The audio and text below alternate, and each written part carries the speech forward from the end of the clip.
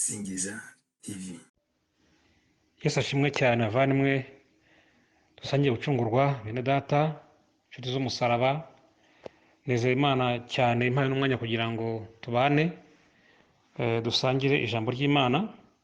Ngibasuhuza ndi Reverend Dr Umutaganda Marcel, ndi umupasiteri mu itorero Methodist riri mu Rwanda, nyobora paruwasi ya Gisovu muri conference y'umwaka ya Kibuye. Ariko nyuma y'ibyo ndi n'umwarimu muri kaminuza ya Kibogora mu ishami rya theology, nigisha kandi muri kaminuza ya RIET, Rwanda Institute of Evangelical Theology iri Kigali. Rero nkuko mugaragu w'Imana Paulo yahuguye Timoteyo akamubwira ngo nagira umwete, agira ishyaka mu gihe gikwiye n'ikidakwiriye, mu kwigisha abantu, mu kubahugura ndetse ngo acyahe ateshe. Nanjye nyuma y'uko nagize umugisha wo kwiga ayo mashuri, nasanze nkwiriye gufasha bamwe cyangwa se benshi batashe kugira umugisha wo kwiga theology kugira ngo babashe gusobanukirwa kugira ubumenyi bw'ibanze ku gitabo cya Daniyeli, ndetse nuba nibinkundira kandi Imana izamfasha tuzige n'utuki Ibyahishuwe. Ubushize rero twaganiriye ku gitabo cya Daniyeli, n'ubundi tureba kuri background iby'ibanze by'ingenzi iri buriro, tureba cyane cyane ibijyanye n'ubwanditsi. Ese koko Daniyeli cya gitabo niwe cyanditse? Twabonye imirongo myinshi bishimangira ese koko ubuhanuzi bwa Daniyeli bwasohoye mu mwaka 200 mbere ya Kristo nk'uko hano bivuga. Twasanze rero atari kwemeze. Rero uyu munsi turakomeza n'ubundi twitabo no twinjire mu gice cya mbere cy'igitabo. Mbere yuko dukomeza, reka twaje dusenga Imana. Mana nziza, Mana nzima, ndagushimiye ko mpaye umwanya kugira ngo nganire na bene data ijambo ryawe. Ijambo ni ryiza, riraduhugura kandi ririmo ubuzima. Nyuma rero uyu mwanya ntaba ari giye, ahubwo umwuka wera mbashe kugira ngo ibyo mvuga bashe guhembura ubwoko bwawe. Urakoze kubyumvise, ntaba ari giye ahubwo ugaragare. Byose misaya Imana nziza umwami wacu, amen. Imana ishimwe cyane. Rero tugiye kwinjira mu gice cya mbere cya Daniyeli. Ntabwo turagisoma cyose, cyakora dushaka gusoma imirongo imwe mikeya muri icyo gitabo gice, ariko turinjira mu mizi nyirizina, tugicukumbure, tugisobanure, turebe imvo n'imvano, impamvu Daniyeli na bagenzi be ubundi baje i Babuloni gute, hari habaye cyagenze bite. Tugiye kubyinjiramo rero turebe neza, tugiye mu mizi fata iki gice, iyi message twicaze mu ntebe, tucenjure, turebe neza ibyo ari byo. Imana kandi ishimwe cyane. Mu mwaka wa 605 mbere y'ivuka rya Kristo, umwami Nebukadinezari wa kabiri yateye i Yerusalemu, arahagota ku ngoma y'umwami Yehoyakimu. Amutegeka rero ko agomba kujya atanga imisoro, akatanga amaturo, akabihereza i Babuloni. Icyo gihe rero ndetse hagiye n'abantu batari bakeya, ariko cyane cyane urubyiruko, abasore b'ibwami ndetse n'abasore bafite ababyeyi b'ibikomangoma bo hafi aho ngaho ibwami, abasore beza bize neza, abasore b'abahanga, kugira ngo bajyane i Babuloni. Noneho umwami baziga iby'ubwenge bw'ibwami, umwami abashe kuba yabakoresha. Mu myaka yakurikiyeho rero havutse ikibazo, abayuda biciye imice ibiri. Bamwe bashyigikira yuko koko iyo misoro, ayo maturo, ubwo butunzi bakomeza guhabwa koko umwami wa Babuloni nk'uko yabitegetse, ariko abandi baravuga atoya, ahubwo iyo misoro igomba guhabwa umwami wa Egiputa, Farawo Neko. Na cyane ko mu mwaka wa 301 yari amaze gutsinda Nebukadinezari. Ahangaha ndagira ngo nsobanure ko hari hariho intambara hagati y'ubwami butatu: ubwami bw'i Babuloni, ubwami bw'Ubuyuda n'ubwami bwa Egiputa. Umwami wa Egiputa agatera umwami wa Babuloni, ariko n'ubundi yanyuze i Yerusalemu. Ubwo byasaba kugira nyine ngo yamaze gutsinda Yerusalemu. Umwami wa Babuloni agatera Yerusalemu, agatera na Egiputa. Mbese Yerusalemu, ubwami bw'Ubuyuda bwari bwarabaye isibaniro, ubwami bundi ubwa Egiputa n'ubwa Babuloni bwari bugose. Iseri yabaye mbese, cyangwa se ubwami bw'Ubuyuda bwari bwarabaye isibaniro. Nuko ubwo rero haboneka impaka hamwe bati amaturo nahabwe umwami wa Babuloni, abandi bati amaturo nahabwe umwami wa Egiputa. Mu mwaka 598 Yehoyakimu yaje gupfa. apfuye asimburwa n'umuhungu we Yehoyakini, ndetse Yehoyakini yari akiri mutoya, yari afite imyaka 18 gusa, yari akiri mutoya, ariko nk'uko nyamategeko yari ari yuko umwami nawe apfuye asimburwa n'umwana we. Ubwo rero Yehoyakini nyine nubwo akiri mutoya niwe wagiye ku ngoma. Mu mwaka 597 ubwo yarashize umwaka umwe, Nebukadinezari kandi yongeye gutera i Yerusalemu, asahura ibyari biri mu rusengero byose, atwara Yehoyakini n'abandi bantu b'abanyamumaro abajyana i Babuloni. Muri iki gice cya kabiri niho ndetse na Ezekiyeli yagiye. Icyiciro cya mbere cyagiye mwaka 305, aho Daniyeli yagiye ndetse na bagenzi be ari bo Hananiya, Mishayeli ndetse na Azariya. Nyuma rero mu iki gihe rero nibwo mwaka 597 nibwo Ezekiyeli na bagenzi be bagiye. Ubwo rero umwami w'i Babuloni amaze gutwara rero Yehoyakini ndetse n'abandi bantu b'abanyamumaro bafite imbaraga, Sedekiya nyirarume yaje kwimikwa aba umwami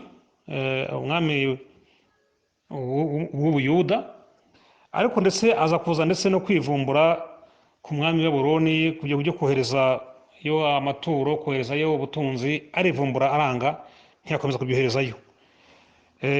Nyamara kandi Yeremiya yagendagamo amubwira, avuga ati nyamuneka nimwumvire, nimwubahe, nimuyoboke umwami w'i Babuloni.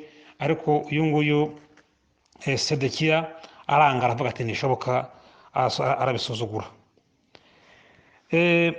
Nyuma rero mu mwaka 587 ubwo yarashize imyaka 10 urebye, Nebukadinezari yateye Yerusalemu, arahatsinda, ndetse asenya urusengero, arasakambura ibinyamaza, arasenya urusengero, arusenya, atwara ubutunzi bwawe mu rusengero.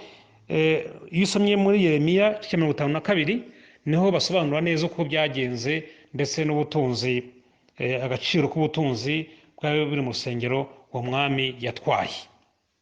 Aha rero nari ndimo gusobanura nyine uko byagenze, kugira nyine ngo abana bahungu bagere i Yerusalemu.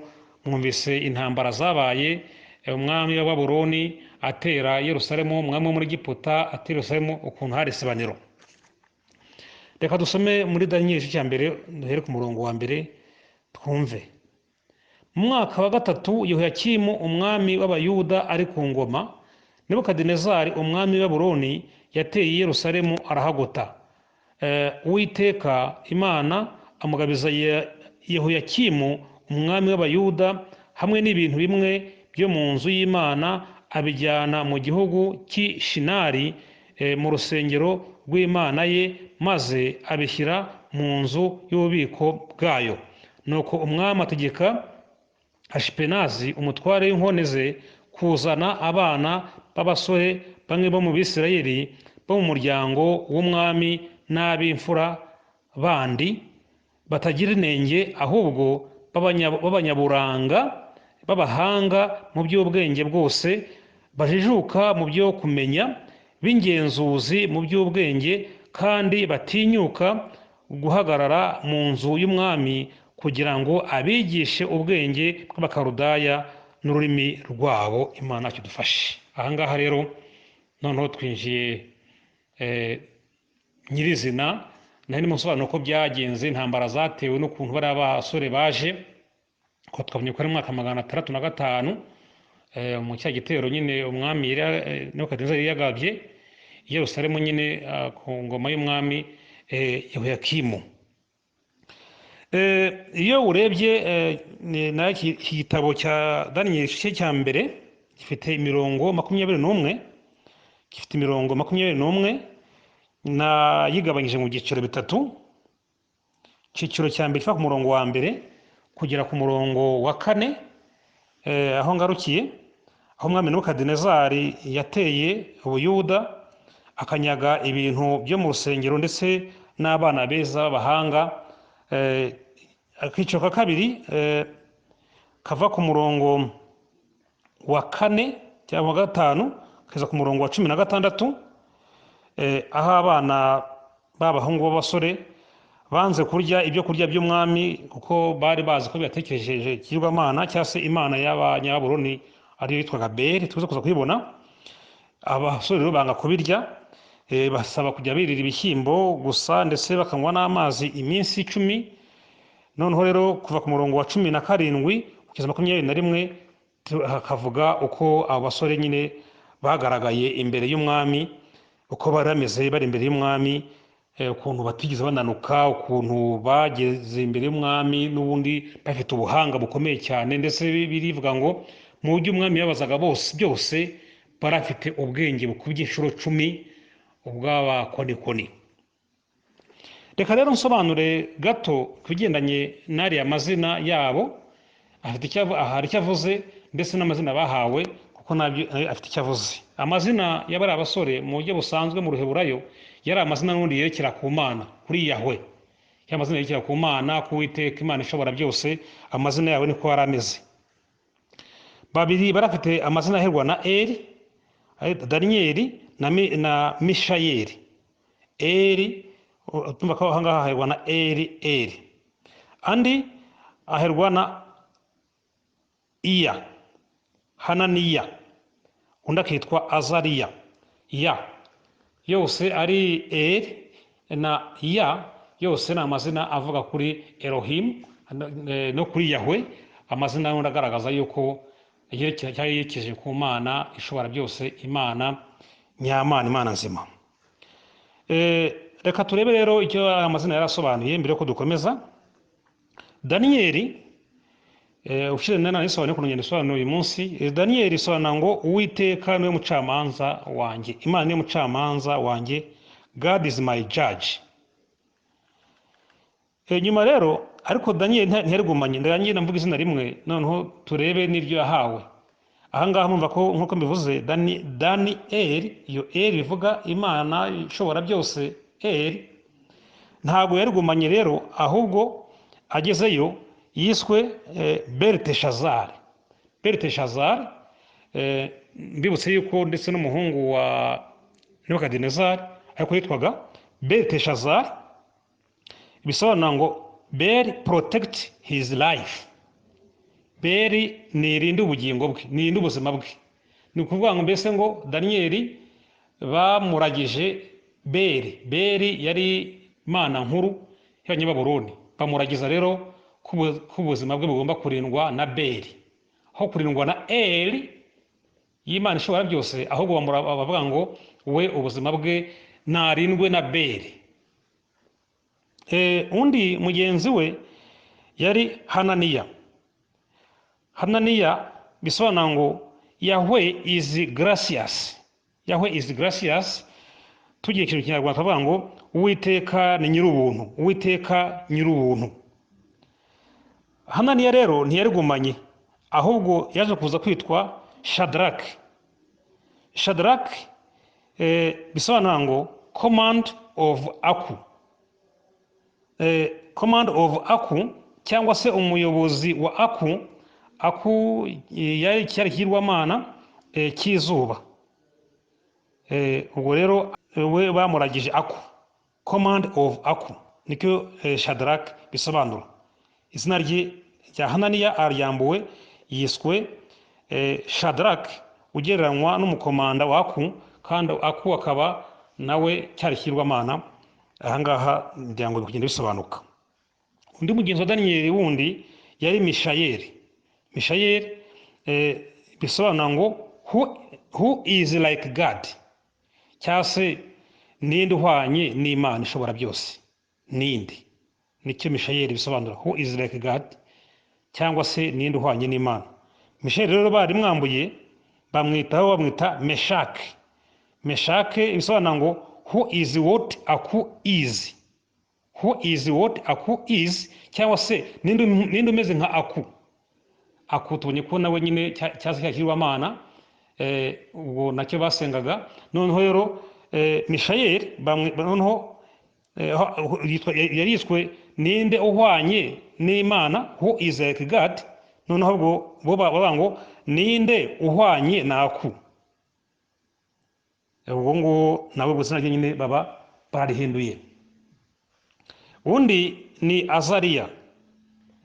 Azariya bisobanura ngo Yahweh has helped, cyangwa se Imana yarafashije. Imana yafashije, cyangwa se ushaka kuvuga Imana irafasha. Baje kuza guhindura izina rye rero, bamwita Abedenego. Abedenego bisobanura ngo servant of Nego. Servant of Nego. Nego rero nayo yari imana y'ubwenge, cyari kimwana cy'ubwenge, nacyo baragisengaga, ariko tubonye ko yaba Nego yaba Aku byose yabiri munsi ya Beri. Izo rero zari imana, ko tubona ko nuko amazina nyakuri yerekeye ku Mana ishobora byose yari yariswe bano bahungu bageze Babuloni. Amazina yabo yarahinduwe, yitwa babitirira ibigirwamana basenga, cyangwa se imana zabo. Imana yacu dufashe. Nk'uko navuze rero ko kino gitabo cyangwa se kino gice umuntu akiranye imice bitatu cyangwa se ibyiciro bitatu. Akambere kavuga uko bageze i Babuloni, barasa bageze i Babuloni. Akabiri kavuga ukuntu bategetswe cyangwa se basabwe kurya ibyo kurya by'ibwami, na nyuma uko byagaragaye. Ntabwo byari byoroshye kuri bariya basore kugira ngo bange cyangwa se kugira ngo ntibumvire amategeko, amabwiriza yaratanzwe n'umukuru wagomba kubitaho, wari ushinzwe kubitaho, kubafasha kugira ngo babeho neza, na cyane cyane yuko bagomba kurya bivuye ibwami, bagomba kurya ibyo kurya bivuye ibwami, bakanywa ibyo kunywa bivuye ibwami, ibintu byose by'ibwami, bakigwa ururimi rw'urukarudaya. Mbese bagomba gufatwa neza bishoboka, bakitabwaho mu buryo bwose bushoboka. Ariko kuko bari bazi neza yuko ibyo kurya babazaniwe, ibyo kunywa babazaniwe byaterekerejwe Beri, baravuga ati ntabwo bishoboka, barabyanga, baravuga ati ntabwo tubirya, ntitubinywa. Bivuze ngo bashobora no gupfa, ariko kubwo kunamba ku Mana yabo, nko komatana n'Uwiteka, baravuga bati ntabwo dushobora kubirya. Bemera kuba bahara amagara yabo, ariko Imana ibana nabo, barafite kwizera gukomeye. Imana dufashe rero.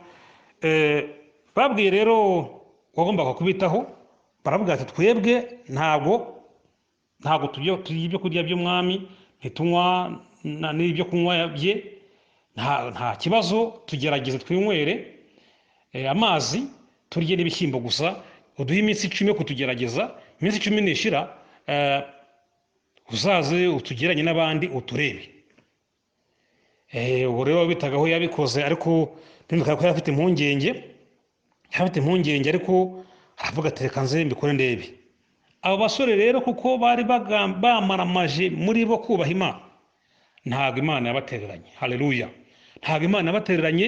Iyo minsi 10 yarashize, bagiye kwerekanwa basanga n'abasore bameze neza, babyibushye, batananutse, kandi noneho uretse kugira umubiri umeze neza, cyo ni kimwe, aho kandi banagira n'ubwenge bukomeye cyane. Reka dusome ku murongo wa 17 kugeza ku murongo wa 21, twumve uko havuga. Havuga ngo maze abo basore uko ari 4 Imana ibaha kujijuka no kuba abahanga mu byo bigishwa no mu by'ubwenge. Ariko Daniyeli yagiraga ubwenge bwo kumenya ibyerekanwa byose no gusobanura inzozi. Nuko iyo minsi yo kubazana yategetswe n'umwami Nebukadinezari ishize, umutware w'inkone ajya kubamumurikira. Bahageze umwami aganira nabo, ariko mu bandi bose ntihabonetse uhwanye na Daniyeli na Hananiya na Mishayeli na Azariya.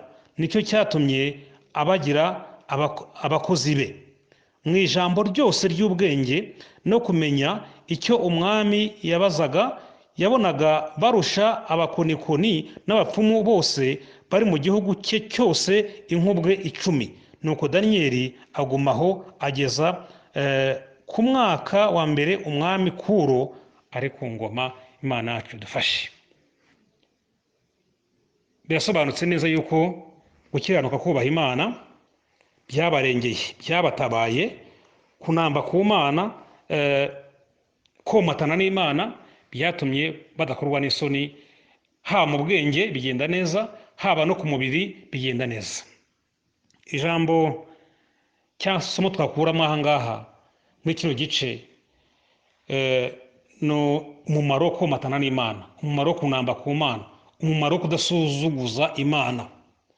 Uko babikoze Daniyeli na bagenzi be, cyane cyane Daniyeli, kuko tubonye ko ngo Daniyeli yari afite impano yo kumenya ibihishwe.